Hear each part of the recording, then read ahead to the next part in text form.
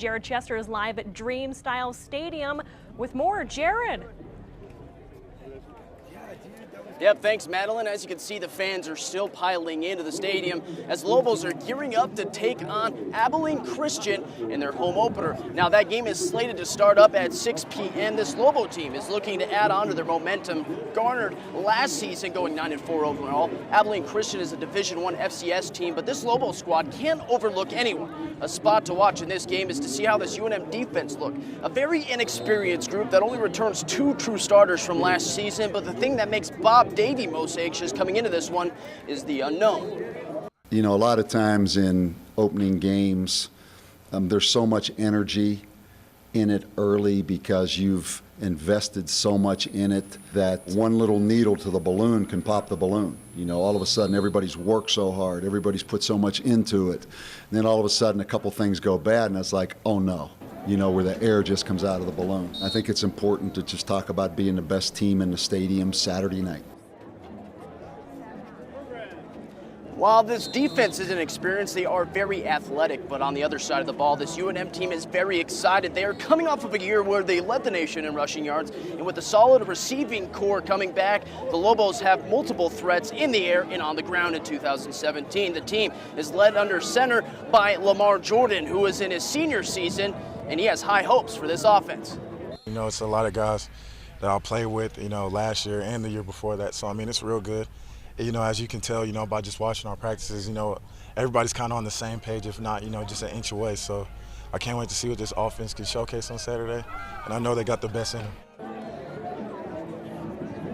Once again, this game will start up at 6 p.m. I will have highlights later tonight in sports. All right, sticking in the Mountain West, Wyoming did take on Iowa today. They trailed 7-3 late in the second quarter, and things would go downhill after this. Tim Zaleski back to punt, and he just totally misses it. Wow, Iowa would be all over it, and in their ensuing drive, they would extend their lead with a 27-yard touchdown pass. Iowa takes this one 24-3, the final. All right, let's switch classes now and take it to high school as week 2 games wrapped up today. And yep, we will start in Class 6A. The Manzano Monarchs hosting Southern New Mexico rival Centennial at Wilson this afternoon. The Hawks brought the hammer, but Manzano would lay it down early. Monarchs opening drive, Jordan Bird off the play action, rolls to his left, and yep, hits a wide open Andrew Erickson. That would cap off the play with a 33-yard touchdown. Manzano takes the early 7-0 lead. Still in the first, and still more Monarchs. We saw that they could do it in the air, so they keep it on the ground this time. Keon Pringle breaks to the outside and finds the hole for the touch. 16 yards on the play as Manzano makes it 14-0. That was score at the end of the first, but Centennial would finally answer in the open of the second. Hector Bustamante scans, pans, and finds his man, Darren Rodriguez, in the end zone. Good for a 15-yard touchdown. But in the end, it would be Manzano bettering to 2-0 on the season as you see them score again here, 42-21, the final. All right, to Community. Cibola hosting Las Cruces, and right away in the first quarter, Ivan Molina makes the cut to the inside and goes 40 yards, getting this one to the 1-yard line for Las Cruces.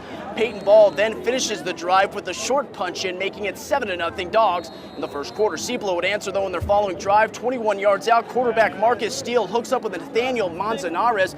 He gets in the end zone for the score. That tied the game, but it would be short-lived. Cruces quarterback Peyton Ball comes out on his own and yet heads up the middle. He gone 47 yards for the touchdown, and the Dogs go on to run away with this one, 56-19 the final. They improved to 2-0 while my Cougars dropped to 0-2. But now to Academy. Tucumcari already leading 7-6 early in the first quarter, but in their ensuing kickoff, we see why Academy is called the Chargers. Zane Horton with a little extra charge in his step, burns the entire Tucumcari, and yep, isn't stopping until he finds the point box. 86 yards for the kick six, a huge play. Is that a hint of the pick six, I smell? Yep, they take the 14-7 lead, but these Rattlers didn't seem rattled at all as later in the first, they answer with a 9-yard touchdown from Xavier Garcia, tying the game at 14, and then later they would regain the lead with who else but Garcia scoring from 3 yards out this time. The Rattlers going to take this one 39-23, the final. All right, we have hit the 7th inning stretch.